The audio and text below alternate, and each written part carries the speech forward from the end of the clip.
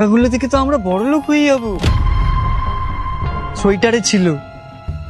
না ভাই, আমার মনে হচ্ছে এই টাকাগুলো ম্যাডামদেরই টাকা, মনে হচ্ছে ভুলে চলে গেছে।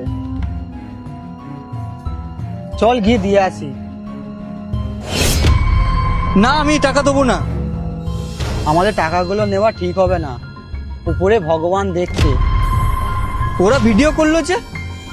ওইটা আমাদের জ্যাকেটগুলো আর খাবারটা দিয়েছে বলে তাই ভিডিও বানিয়েছে।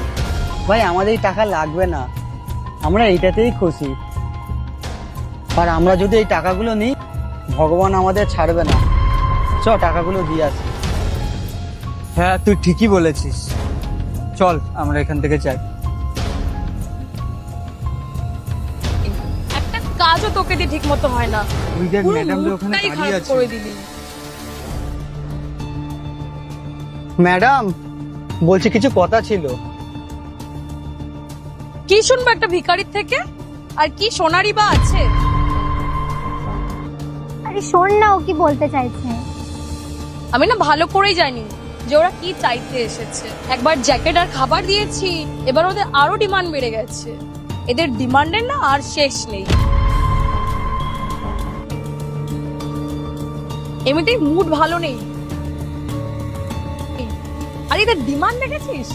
একবার জ্যাকেট দিয়েছি, খাবার দিয়েছি, আবার এসে গেছে। না না ম্যাডাম, আমাদের কিছু চাই না।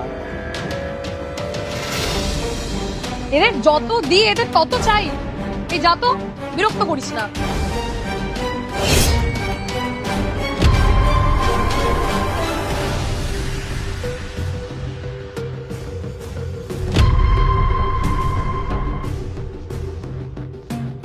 আসলে ম্যাডাম, যখন এই জ্যাকেটগুলো আপনারা দিয়েছিলেন, এই জ্যাকেটের মধ্যে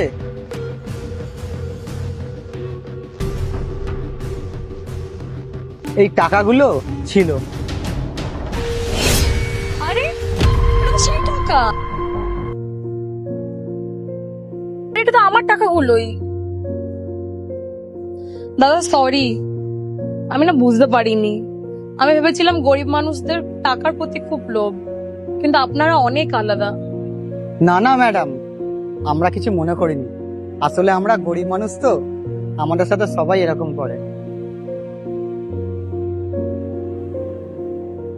তোমাদেরকে না অসংখ্য ধন্যবাদ। আর এরপরে যদি তোমাদের কখনো কোনো অসুবিধা হয়, আমাদেরকে বলবে, আমরা তোমাদের সাহায্য করব।